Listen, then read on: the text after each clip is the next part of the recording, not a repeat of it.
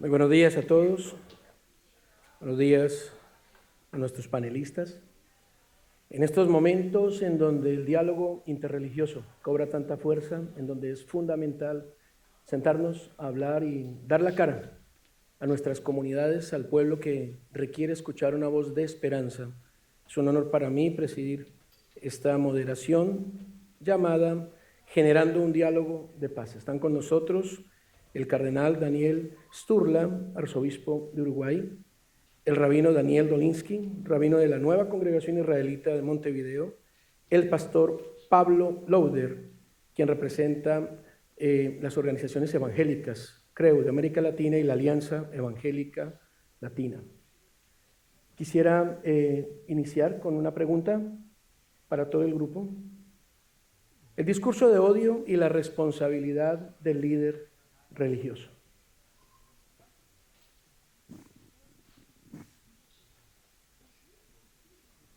Bien, arranco yo. Yo creo que toda la civilización, recién se hablaba mucho de la civilización en boca del presidente Sanguinetti y de Pilar Rahola, y la civilización judeo-cristiana se basa en la ley del amor. Entonces, el mandato del amor es el mandato fundamental que viene de la Torá y que retoma Jesús en el Evangelio. Si uno dice, hablando del Altísimo, cuando Él de algún modo dice quién es, Él es el que es. Después nosotros en el Nuevo Testamento, San Juan dice, Dios es amor. Bueno, y en estas dos palabras, ser y amor, se resume quién es Dios. Dios es amor. Y toda la vivencia de la tradición judeo-cristiana está dada por esta ley del amor. Entonces, cuando se une el odio a lo religioso, se está destruyendo la esencia misma de la religión, al menos de la religión judeo-cristiana, por decir, uniendo la tradición judía y la tradición cristiana. Eso es lo primero que querría decir. Yo quiero sumar a lo que Daniel está diciendo. Cuando hablamos de líder, ¿de qué estamos hablando? Porque es muy importante recordar que el concepto del líder es aquel que se pone al frente, que decide mirar a la cara a lo que está ocurriendo y no esconderse abajo la alfombra.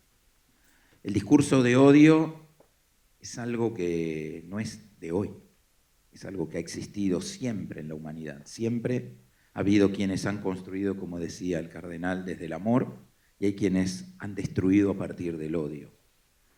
Hemos aprendido que el amor es más fuerte y puede más que el odio, pero si el odio crece, puede disminuir la fuerza de lo que nos une como amor. Y la responsabilidad del líder frente al discurso del odio, que es la pregunta que se nos formuló, creo que es la de Moisés abriendo las aguas y animándose, Josué ingresando a la tierra prometida primero, no último, no esperando o especulando con las circunstancias del tiempo. Los verdaderos líderes para este tiempo, especialmente para este tiempo ante los discursos de odio, es si nos vamos a sentar a comer pop en la platea o vamos a estar parados en el escenario liderando este tiempo para que el amor triunfe una vez más. Muy buenos días ante los distinguidos panelistas. Me place estar y como amigos que somos. Cuando venía hacia aquí, ante las preguntas del moderador, reflejaba un sentimiento de dualidad en el criterio de saber que tanto los judíos como los armenios, yo soy armenio, Garabedian, Garchian, Palpatian, Adjian. Y no es Pablo Luder, sino Luder Pablo, ¿no? Esa te la dejo pasar. Cuánta similitud. Genocidio armenio, donde mis ancestros vinieron a esta bendita tierra a cultivar el progreso, la libertad de expresión, la libertad religiosa, la tierra de oportunidades que brinda Uruguay. Y ustedes dirán, se va del tema, no, está enraizado por el hecho significativo de que palparon en nuestras generaciones un odio hacia lo otomano, hacia los turcos, hacia esos bárbaros que está viviendo en estos momentos Israel y que en su historia lo ha vivido y lo ha experimentado. Entonces, como nuestro querido Daniel, el rabino Daniel, se preguntaba cómo hacer frente y el liderazgo qué debería de hacer. Y acá está representando diferentes creencias, pero con un mismo sentir.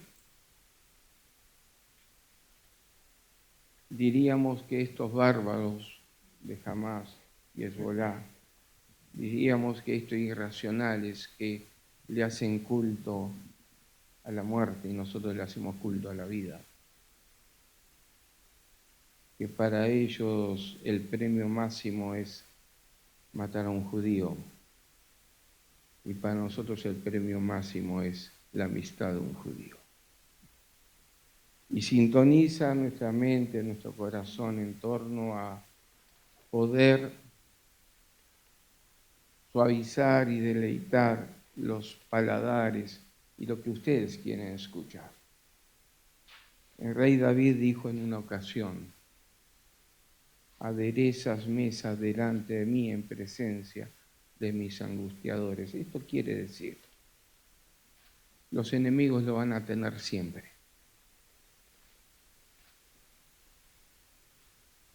No es idealizar diciendo que no van a estar, lo van a tener siempre. Pero el Eterno es el que apuntala, sigue apuntalando. Y cuando hoy escuchaba al señor presidente Sanguinetti y hablaba de milagro, detrás de ese milagro está Dios, cuidando a su pueblo. Y el legítimo derecho que tiene el pueblo de Israel ante la defensa de su población y en defensa de sus principios liberales, marcadas por un respeto institucional. Israel, como evangélicos que somos, tiene la potestad, cuenta con la legítima defensa, pero de los líderes espirituales está en no alimentar el odio. Muchísimas gracias a ustedes, al igual que yo. Somos gente de fe. Tenemos siempre una congregación enfrente. Y esta segunda pregunta va enfocada precisamente, coyuntural con lo que acaban ustedes de mencionar. El rabino Daniel dice, el líder debe ir al frente. Yo quisiera preguntarles, ¿realmente nuestras congregaciones han escuchado el mensaje correcto? ¿Nostra Aetate, Concilio Vaticano II, realmente llegó a la base o todavía podemos encontrar un tufillo en la gente menos conocedora? El amor que menciona el pastor y el milagro que menciona el pastor Lauder realmente ha llegado a nuestras comunidades cuando todavía escuchamos ahora en estos tiempos de antisionismo, antisemitismo, estas frases de que Israel ya no es el pueblo de Dios, sino la iglesia lo ha reemplazado, para mencionar la teología del reemplazo. El judaísmo ha logrado entrar a la iglesia judeocristiana que usted menciona y han podido interactuar de tal modo que ahora exista una armonía para poder llegar a la base. La pregunta entonces es, efectos reales contra la teología del reemplazo y la exposición de las máximas del Concilio Vaticano II. ¿Sí llegaron al pueblo? Arranco yo. Estamos entre amigos y les quiero decir que en algún lugar de mi corazón albergo algún tipo de tristeza o de desesperanza, que no quiere decir que eso paralice o que revisando hacia atrás nos haga pensar en que debimos haber sido distintos. No. Creo que hicimos las cosas bien y que el diálogo es un signo de este tiempo. Y que, como decíamos en la pregunta anterior, siempre están los que representan esa voz destructiva en el mundo. Y que van a estar ahí. El problema es cómo el silencio de los buenos deja lugar a la voz de los malos. Y esa es la sensación de algún tipo de tristeza que yo albergo en este último mes en el corazón. Porque el silencio es lo atronador en este tiempo. Lo que complica el pensarnos hacia adelante no es lo que hemos transitado, sino cómo recuperar la capacidad de diálogo. Vieron, frente a las pérdidas, los seres humanos, uno de los miedos más grandes que tenemos es al olvido y el segundo al silencio. Por eso todas nuestras tradiciones intentan llenar ese primer tiempo frente a la partida de un ser querido con palabras significativas, que son las plegarias o la compañía de alguien que te abrace. De repente ha sido tan desesperante lo que ha pasado en el último mes que todavía no encontramos la forma de movilizarnos para ponerlo en palabras, que créanme, que creíamos que la Shoah era lo último que no podíamos poner en palabras.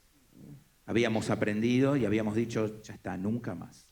80 años, entendimos, nunca más nos va a pasar como humanidad que no encontremos las palabras para definir lo que nos toca vivir. ¿Y saben qué? Nos vuelve a pasar. Porque si yo les preguntaría que en una palabra definamos lo que ha ocurrido el 7 de octubre y el efecto que ha causado en todos nosotros, no la encontraríamos. Y quizás la más cercana volvería a ser una nueva Shoah. Usamos pogrom como palabra dentro del mundo judío, una vez más. Palabras que atrasan 120 años en la historia humana, quiero decirles. O sea, entendamos de qué nos está pasando como colectivo humano, y perdón que me extienda un poquito más, y perdón a ustedes, pero de repente cosas que en nuestros corazones y en nuestra razón, como nos decían hace un ratito nuestros oradores, estaban en el pasado, están más presentes que nunca. Y ahí, una vez más, mi sensación es que nos volvimos a quedar sin lo más valioso que nos hace humanos, que es la palabra. Porque lo que nos diferencia del resto de las criaturas, con lo que fuimos dotados a imagen y semejanza del Creador, es el don de la palabra que genera diálogo y a partir del diálogo comprensión. Perdimos una vez más la capacidad de la comprensión. Entonces, frente al horror hay estupor, hay silencio, hay parálisis y ahora tienen que volver a aparecer las palabras, tiene que volver a aparecer el reino de los valores y de los sentimientos que heredamos del Creador en la mismísima creación. Este tiene que ser nuestro compromiso. Por eso lo digo acá, entre amigos. ¿Por qué? Porque seguramente no todos pensamos lo mismo.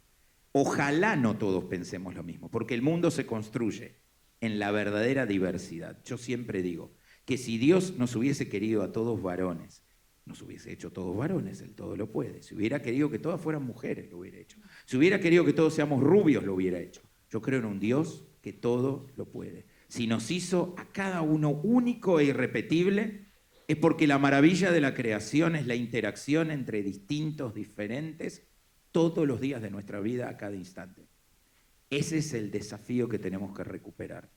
Aquí no tenemos que pensar que la eliminación soluciona. Eso lo pensaban otros. Nosotros tenemos que pensar en la construcción futura, en esa diversidad humana, colectiva, conjunta, que no debemos perder. Que ese es el rumbo que para mí se ha trazado en la segunda mitad del siglo XX, que ha sido la comprensión que en la diversidad enriquecemos el plan de Dios y somos fieles a ese plan creador de Dios. Es un Dios que nos mira desde el cielo y dice, así los quiero a mis hijos. Pero ojo, porque momentos como este nos alejan, nos ponen en el lugar del silencio y nos alejan de nuestro semejante. Y tenemos que ser cuidadosos con eso. Tenemos que volver a acercarnos y tenemos que hacer, como decía Martin Luther King, que pagó con su vida la creencia en un mundo mejor, pero nos legó la oportunidad de un mundo mejor, diciendo que en su diversidad, porque él nunca caminó solo, siempre caminó con los suyos acompañado de los otros. Su lucha era la lucha de la humanidad y hoy esta lucha no es la del pueblo judío, es también la de la humanidad.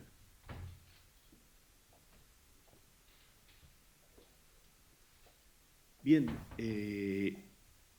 yo creo que ha habido un cambio tan positivo a raíz del Concilio Vaticano II, de la actitud de Juan XXIII, de Pablo VI, de Juan Pablo II, citado hoy por el presidente Sanguinetti, de Benedicto, del Papa Francisco. Es decir, en la relación entre Iglesia Católica y judaísmo ha habido un cambio notable. Uno ve en lo macro. Yo estaba en Roma en el mes de octubre, estuve en Roma el 7 de octubre, y el dolor que se sentía en unas reuniones ahí que había en el Vaticano era muy real. Y después participé también en la inauguración de la sede del Congreso Judío Mundial frente al Vaticano, es decir, una representación del Congreso Judío Mundial frente al Vaticano. Y ahí estaba el secretario de Estado del Vaticano, que es la segunda figura de la Iglesia Católica o del Estado Vaticano, digamos, el cardenal Parolin. Estaba el presidente del Congreso Judío Mundial, estaba nuestro Claudio Eppelman, que muchos conocemos. Y todo eso nos habla de diálogo, de encuentro, que creo que es maravilloso. Pero yendo también a cosas. Hace 10 años va a ser, el 9 de marzo, yo asumí como arzobispo de Montevideo. Y en la iglesia catedral había invitados de distintos grupos religiosos y estaba también una representación del mundo judío. Entonces, en un momento en la acción de gracias yo agradecí la presencia de autoridades políticas, había ido el presidente Mujica, agradecí de otros políticos, en fin, cosa inédita para el Uruguay laico, o sea, fue una cuestión muy extraña. Y en un momento dije, y gracias a la presencia de nuestros hermanos mayores del pueblo judío. Y la catedral estalló en un aplauso, que no lo tuvieron los otros.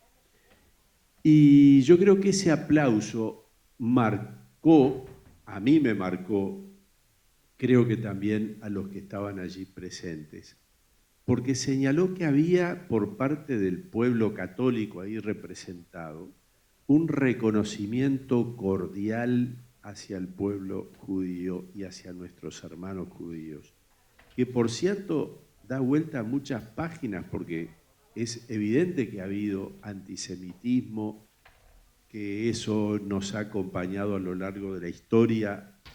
El Papa Juan Pablo II en el año 2000, en la visita a Israel, pide perdón por la responsabilidad de muchos católicos a lo largo de la historia en esta realidad del antisemitismo.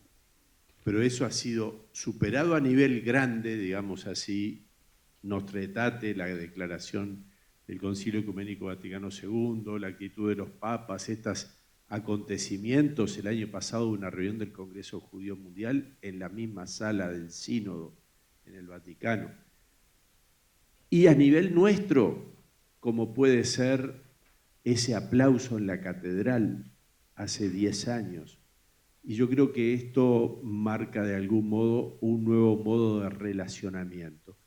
Es interesante, así como el presidente Sanguinetti decía, el orgullo del Uruguay de haber sido un factor tan pequeñito como somos, un factor importante en el momento del nacimiento del Estado de Israel, con el embajador Fabregat, etc. Que acá nació la confraternidad judeo-cristiana antes del Concilio Vaticano II, ahora vamos a cumplir los 65 años. Es decir, hemos sido pioneros en esto. Entonces, creo que hay muchísima cosa linda. Para mí, estos años de obispo, porque en mi vida sacerdotal antes tuve muy poco contacto con el mundo judío, más allá del aprecio, de lo que uno aprende, además de lo que es la tradición, nosotros bebemos en las raíces, nuestras raíces están en el judaísmo, pero lo que he vivido y aprendido ha sido enorme. Entonces yo creo que hay mucho de positivo. Obviamente siempre es difícil estar en la piel del otro, ¿no? O sea, ponerse en la misma situación del otro, en la realidad. Recién hablaba con el ingeniero y claro, escuchándolo a él y lo que él está sintiendo en este momento, yo me conmoví. Y obviamente lo que él puede sentir no es lo mismo que yo puedo sentir, pero ahí viene el sentimiento de ponerse en el lugar del otro para tratar de experimentar también el dolor que ustedes pueden sentir y que ayer me ayudó muchísimo. Bueno, en la cena tantas cosas que se escucharon, pero sobre todo el testimonio de este chico que estuvo en el lugar de los acontecimientos y que la verdad, además de todo, tras lo que él contaba, se veía también un corazón humanísimo y de mucha valentía y coraje. Entonces eso a uno lo ayuda a ubicarse y a tratar de ponerse en el lugar del otro. Bien, hablé mucho también, pido perdón. Y vos sos conocedor de esto, lo que le voy a decir. Vuestro servidor representa la vicepresidencia de la Alianza Evangélica Latina. No elastizando los números, pero desde hispanoparlante de los Estados Unidos hasta Ushuaia, Punta Arena y atravesando el Atlántico para llegar a España, somos más de 570.000 iglesias, con 130 millones de cristianos evangélicos. La impronta de nuestra fe se desenvuelve en un punto esencial que está en el Torá, en el Antiguo Testamento. Desde niño yo soy hijo de pastor. Me han enseñado que orar por Israel. Y yo les puedo asegurar con las dos manos que firmo, la izquierda y la derecha, que dentro de estos 130 millones de cristianos evangélicos diseminados en toda América Latina, se elevan oraciones a favor de Israel, por el bendito Israel, no su política, sino por el pueblo de Israel. La Iglesia no se mete en política, no tiene injerencia en política, porque abro un paréntesis y cierro paréntesis, que cuando la Iglesia evangélica se metió en política, la que salió dañada y manchada fue la Iglesia, no es el perfil de la Iglesia. Y es tan grande la impronta que desde tiempos remotos, pasando por tronos, coronas, reinos, gobiernos, desde la promesa de Dios hacia el padre Abraham, cuando le dijo: el que bendice a mi pueblo será bendito. Y acá es un diálogo interreligioso. Tuve la dicha y el placer de escuchar a dos grandes expositores. Pero esto es un diálogo interreligioso, no político.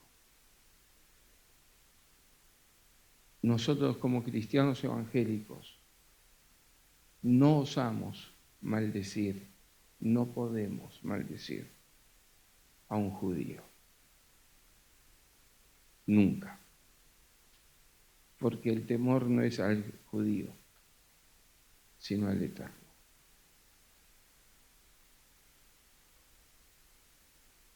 Hace poco me invitó, y espero que Daniel Donitzky pueda hacer lo mismo y tenga generosidad, pero difícil para Sagitario. Me invitó Daniel, Max Godet, a su casa. Había abundante comida, miren que sí. Eso nunca va a faltar.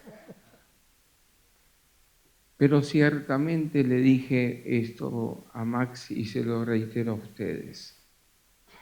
Ustedes, de una manera, la cultura religiosa ha perjudicado, y quiero que se entienda bien, a la cultura evangélica. Y me dice por qué. El grado de sincretismo es tal que muchas veces nosotros vamos a una iglesia evangélica y nuestro único símbolo es la cruz vacía. Y encuentro la bandera israelí, la estrella davídica, los candelabros, y hasta vi a un pastor con un manto. Aparte le dije: ¿por qué no te circuncidas? Y listo, hermano. ¿Por qué?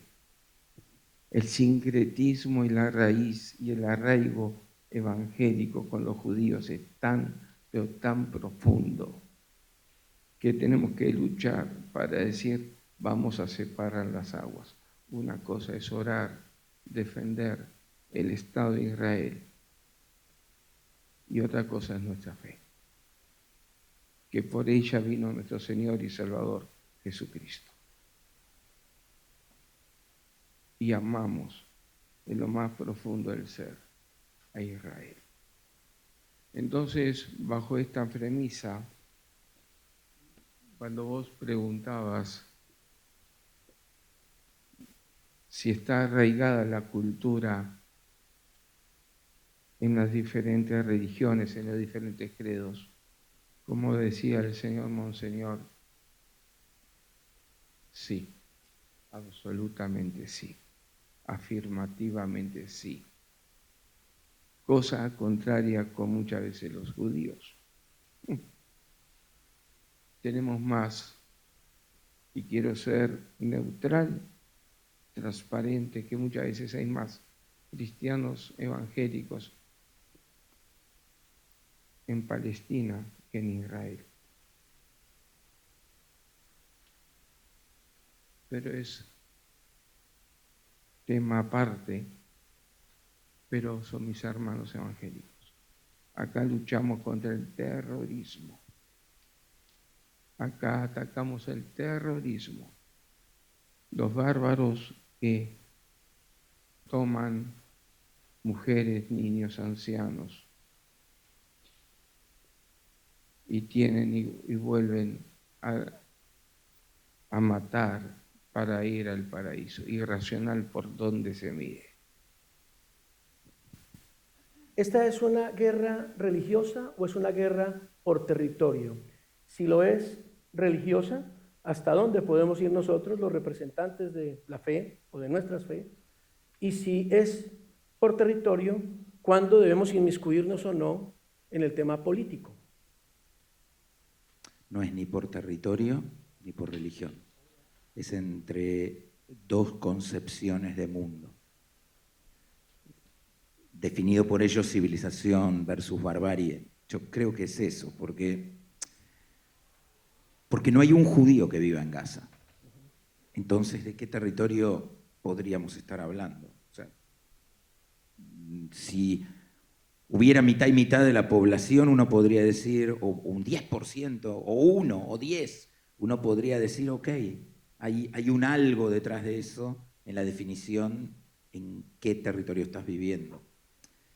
Pero no nos tenemos que olvidar que las fronteras de los países es algo ficticio, es algo que creamos los seres humanos para dividir geográficamente de alguna manera jurisdicciones. Pero no hay ni en lo religioso, ni en lo divino, ni en ningún lado una división tal del mundo. Dios no divide el mundo en países, por lo tanto, yo no creo en que un ser humano, una línea para un ser humano pueda ser motivo suficiente para querer eliminar a otro. No sé qué piensan ustedes, pero yo no creo que en nuestras concepciones religiosas Dios me diga, manda a tu hijo para que lo maten por la diferencia de una línea o por un principio religioso. Quizás en otro tiempo existió, pero hoy no hay eso. Nosotros no educamos a nuestros hijos para eso. Por eso creo que para mí es esta tercera opción. Es una definición de qué tipo de mundo o en qué tipo de mundo creemos, qué tipo de mundo nos imaginamos al futuro. Y creo que tarde o temprano de este conflicto global, porque no es solamente una guerra allí, como lo dijo Pilar Raola, tenemos que poner la lupa grande, ¿no? Mirar mucho más allá. Tiene que nacer un mundo, o sea, está naciendo el mundo nuevo, ¿no? Una nueva era. Vieron, nosotros ficticiamente decimos que un día terminó la Edad Media y empieza la Edad Contemporánea, o la Edad Moderna y después la Edad Contemporánea. Digo, son convenciones que nos fijamos los seres humanos para dividir o fraccionar la historia, para poder comprenderla y para poder llevarla a los libros y a las enseñanzas a las generaciones. Pero ¿quién dice que la caída de Constantinopla representa algo?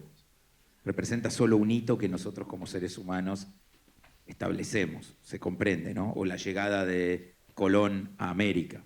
Son momentos que nosotros ficticiamente establecemos. Yo creo que dentro de algunos siglos alguien establecerá que en esta etapa del mundo, y no puedo decir exactamente cuándo, ni qué evento, ni si será desde la llegada del hombre a la luna, o alguien dirá el 7 de octubre, o el nacimiento del Estado de Israel, o nuestra etate, o qué sé yo qué de nuestra época, será la que marque el fin de una era y el comienzo de otra para la humanidad. Lo que tengo claro es que cuando te toca ser protagonista de la historia que se va a escribir, no podés mirarlo pasar de costado. Vuelvo a algo que yo dije hace un ratito. Nosotros tenemos que subirnos al escenario y ser protagonistas del mundo que queremos que surja y se construya. Después no le podés echar la culpa a nadie si vos estuviste siendo observador pasivo de la historia que se construye.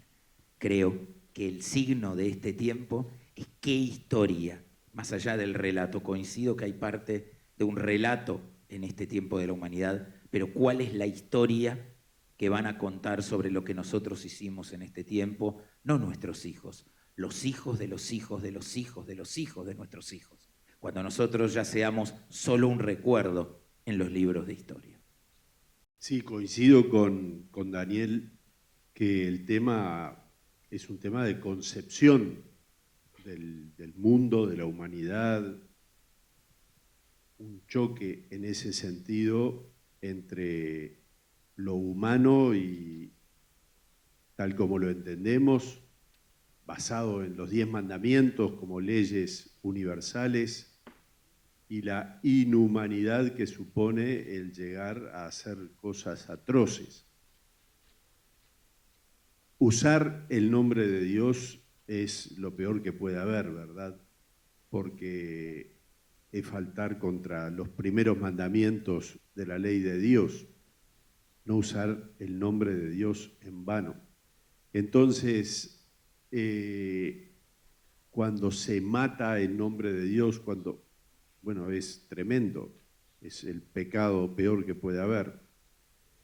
Pero también ahí uno dice, no todas las religiones dicen lo mismo, tienen los mismos principios. Entonces ahí donde la cosa también se complica, porque sí está aquella pregunta que ocasionó tantos males después que hizo Benedicto XVI en su viaje a Alemania, citando a un emperador de Constantinopla, y que planteó no para desafiar, sino lo planteó como un modo de abrir un diálogo con el Islam. Pero realmente ese diálogo o esa iniciativa que tuvo Benedicto llevó a que mataran algunas religiosas en algunos lugares y que hubiera protestas, cuando en realidad era un desafío a diálogo. A ver, podemos también, aún dentro de la concepción de una religión que parece admitir la guerra santa, etcétera, etcétera, llegar por el avance de la humanidad a un diálogo que indique que la violencia no está unida a determinada religión. Bueno, ese es el desafío que de algún modo Benedicto XVI planteó y que la respuesta que tuvo parece desmentir el hecho de la posibilidad de que fuera un desafío a crecer en el diálogo de la paz. Bien. El año pasado estuve en Jerusalén, la segunda vez, invitado por KKL. Y me llevaron a 900 metros de la franja de Cisjordania. Yo no recuerdo si el pueblo se llama Sucot. Sderot. Ese mismo. Muy bien, gracias. Me impactó que los niños, para evitar el trauma de estos bárbaros, pudieran tener, y fui con el pastor Alexis y con el subsecretario de Ministerio de Ambiente,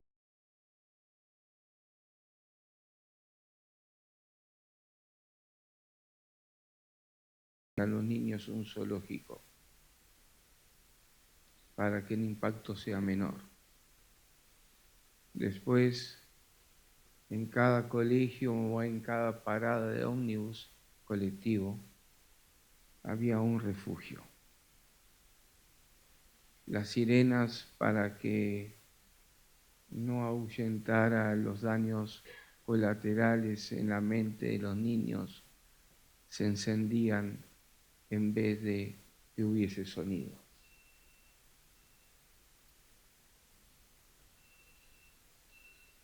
El punto esencial es que me preguntaba en aquel entonces, y me sigo preguntando,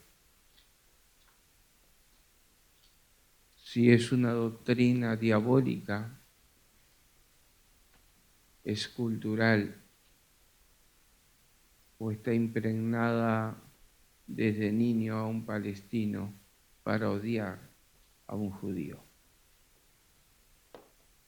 Y llego a la conclusión que estudiando el la Torá, la Biblia, que Esaú y Jacob se odiaban y se peleaban desde el vientre de su madre. Y hubo una reconciliación, solamente una. Este es un ámbito interreligioso, por tanto puedo hablar de este tema. Cuando Jacob con sus mujeres y hijos y sus ganados hizo una especie piramidal para recibir a Esaú, que venía con 400 hombres, dispuestos a matar y a tomar revancha. Jacob se inclinó a tierra y movió el corazón de Saúl. Después de ahí no van a encontrar en la historia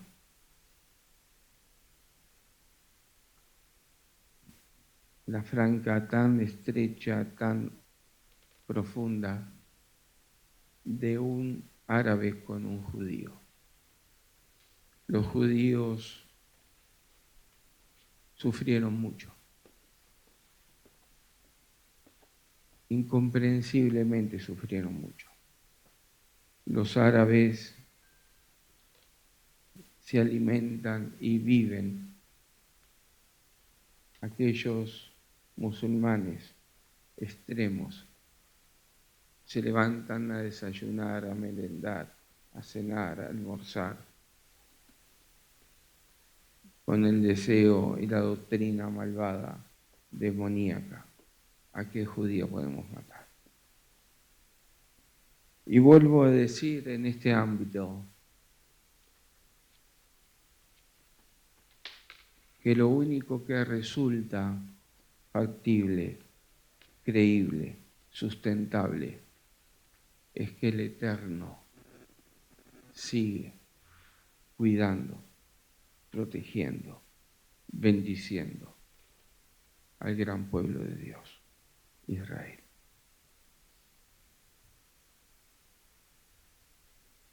Es la necesidad tácita de saber la historia y conocer también los trasfondos. Como dijo el Monseñor, el nombre de Dios se adjudica y se utiliza para matar y para traer paz. Nosotros como cristianos evangélicos doblamos nuestras rodillas para los efectos que sea cultural o de odio hacia los judíos. Pueda el Dios misericordioso seguir defendiéndolos, porque hay un versículo, y me apropio el versículo bíblico cuando el rey David dijo esto, y ya cierro. Adonai, mi Señor, maldigan ellos, pero bendice tú. Encontrar la unidad en el ámbito interreligioso es un gran paso, sin lugar a dudas, el diálogo, pero también ir al frente, como lo debe hacer un líder, y decía nuestro querido rabino Daniel. Sabemos que hay millones de creyentes en el mundo que aman a Israel, y es bueno que estos creyentes se manifiesten en diferentes lugares y plazas. Así parezca un tema político, pero salir con una bandera de Israel, hablar en favor de la vida, estar del lado correcto de la historia, es lo que el mundo debe hacer. Y esa es mi humilde reflexión y aporte. Católicos, cristianos evangélicos. Aquí no tenemos claramente una lucha contra los que se reformaron o nos reformamos, sino es una lucha espiritual contra aquellos que no desean que el otro exista y quieren imponerse a costa de la vida misma. Y esto solamente Hashem, solamente Dios puede lograr cambiar los corazones. Y esta pregunta reflexiva precisamente va enfocada a ello. ¿Qué hacer hoy, después de este nefasto 7O? Porque hay que colocarle un nombre y una letra, ya que no hay palabras. ¿Qué hacer a partir de hoy? Todos nosotros como peregrinos y marineros de esta misma barca, queridos panelistas. Hace 3 semanas estuve con la señora embajadora de nuestro país, representando a Israel en su oficina. Me mostró un lugar, me dijo, te voy a mostrar un video. No lo aguanté. Atiné a abrazarla. ¿Qué puede hacer el pueblo evangélico por Israel? Defender su causa en palabras, porque no tenemos y no contamos con un ejército militar. No. Nuestras armas, nuestras milicias no son militares. Nuestra milicia se dobla en las rodillas, clamando al Eterno por Israel.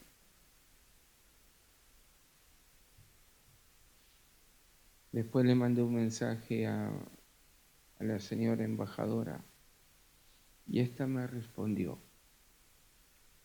Me respondió en inglés, que en inglés el mío soy básico, menos básico. Me tuvo que interpretar mi señora lo que decía. Pero es tan fácil de amar a un judío. Yo estoy ligado comercialmente, empresarialmente, con judíos. Para sacarle un peso es bravo, ¿eh?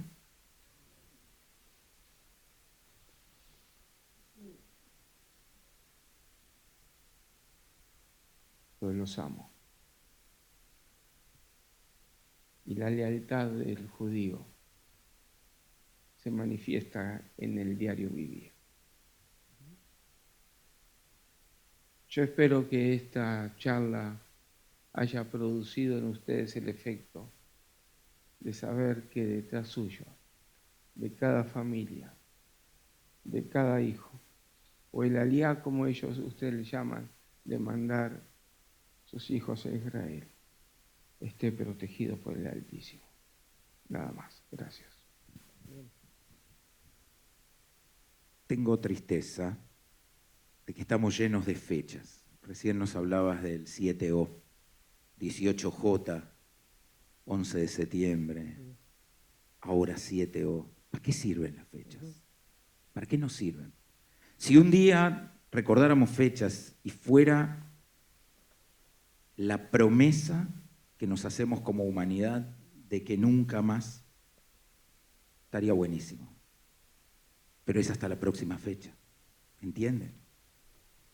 O sea, ¿se dan cuenta que tenemos fechas que nos recuerdan cómo construir una humanidad mejor? Y cada vez tenemos más fechas. ¿Qué necesitamos? 365 fechas que nos recuerden que tenemos que ser mejores, que nos merecemos una humanidad mejor, que nuestros hijos se merecen una humanidad mejor. De verdad, si lo necesitamos, pongámosle nombre a todos los días, desde ahora. No perdamos tiempo, no esperemos que alguien, en nombre del odio y la destrucción, nos haga llenarnos de fechas. Si vamos para atrás en la historia, la humanidad está llena de fechas. Podríamos encontrar desde la conmemoración de la expulsión de los judíos de España, y lo señalo a Ricardo, cada 31 de marzo, está lleno. Si voy a la Shoah cada día, merece la pena recordarse porque hubo cientos o miles que fueron eliminados de este mundo de la forma más salvaje e inhumana por otros seres humanos. Yo quiero decirles que yo tenía una sensación, y ayer leí a alguien, vieron que las redes, como decía Pilar, son lo peor, pero a veces te permiten ir hacia un lugar de reflexión. Yo siempre, cuando tuve la posibilidad y tuve esta linda posibilidad de conversar mucho con mis abuelos sobrevivientes de la Shoah, sobrevivientes no porque pudieron sobrevivir a los campos, sino porque se dieron cuenta y se escaparon antes. De su familia fueron los únicos que sobrevivieron. Con lo cual quedó claro que si ellos no hubieran tenido esa visión, hoy yo no estaría acá. Y mi abuelo me decía que si bien él no tenía un número tatuado en su brazo, él siempre sentía como si lo tuviera. Y ayer leí a alguien que ponía en redes que a partir de lo que pasó el 7 de octubre, todos recordamos que tenemos un número tatuado en nuestros brazos. Para los que no lo saben, era la forma de deshumanización que utilizaron los nazis para transformar a la maquinaria de muerte en una maquinaria. Dejaron de ser humanos para ser solamente un número. Y fíjense qué ironía que nosotros hoy, cuando hablamos de los conflictos, hablamos de números, hablamos de volumen, de proporcionalidad, hablamos de términos que no refieren para nada a lo humano, sino que son definiciones técnicas de un momento histórico. Yo quiero recuperar lo humano. Yo creo que la mirada al futuro es volver al uno a uno, a recuperar la idea de que cada uno de nosotros es tan valioso que debe seguir adelante con el mensaje humano y divino para que el mundo sea posible. No es en lugar de, sino es con con mi prójimo, con el otro, juntos que vamos a salir de esto. Por eso no nos llenemos más de fechas. Diálogo requiere de 2, nosotros hoy somos 3, pero representamos a muchas voces que estamos dispuestas a conversar. No a hacer un monólogo de varias personas, sino diálogo de verdad. Escucharnos, comprendernos, conocernos, entendernos, no juzgarnos, compartir el destino del mundo que queremos hacer. Y como dije en la pregunta anterior, todo está en nuestras manos. Todo está en nosotros. ¿Qué historia se va a escribir? Depende de cada uno de nosotros y de todos nosotros como colectivo. Yo estoy convencido, porque creo en Dios y porque creo en nosotros, que el mundo que va a surgir de este tiempo va a ser mucho mejor. Pero para ello no me quedo esperando que ocurra. Voy a hacer todo lo que esté al alcance de mis manos para hacerlo posible.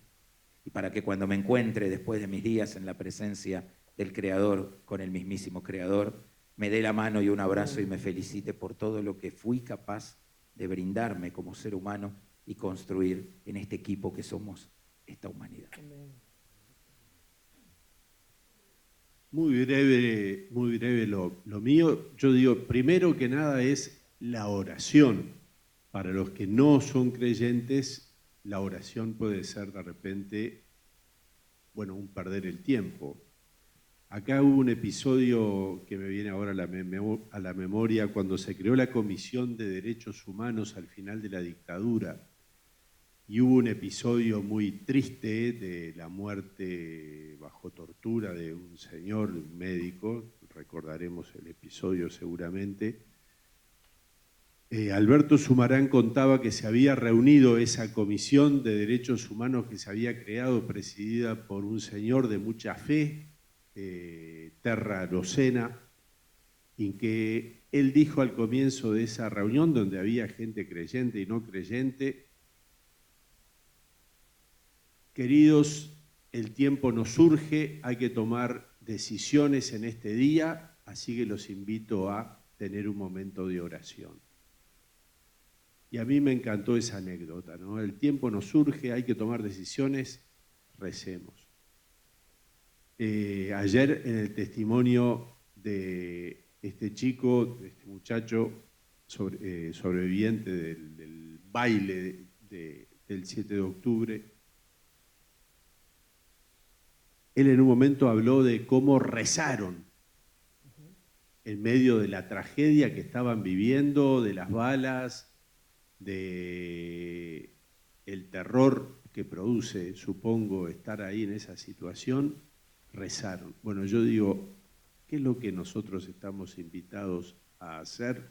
Rezar. Rezar por la paz, rezar por la victoria de aquellos que defienden la civilización. Y lo segundo que siempre pienso, ¿no? El mal es contagioso. Por ahí se decía, hoy se habló de las redes, también de todo lo que ello lleva, sobre todo cuando hay una estrategia atrás y esas 40.000 que se habló de, no me acuerdo la palabra, Los bots. Yo siempre digo, el bien es contagioso también. El bien es contagioso. Entonces, el hecho de promover lo bueno, de promover el diálogo, de promover los encuentros, de promover todo lo bueno, eso también contagia. Entonces, diría estas dos cosas, de la oración y del contagio del bien. Y me uno al sentido esperanzador también expresado aquí por los hermanos y que ahora decía Daniel. Y ojalá en el encuentro con el Creador podamos vivir el gozo de ese encuentro y también tengamos un contagio de bien que hayamos podido dejar en nuestro paso por este mundo. Muchísimas gracias. Y concluyamos, como dice muy bien nuestro querido cardenal Daniel, de la oración a la acción.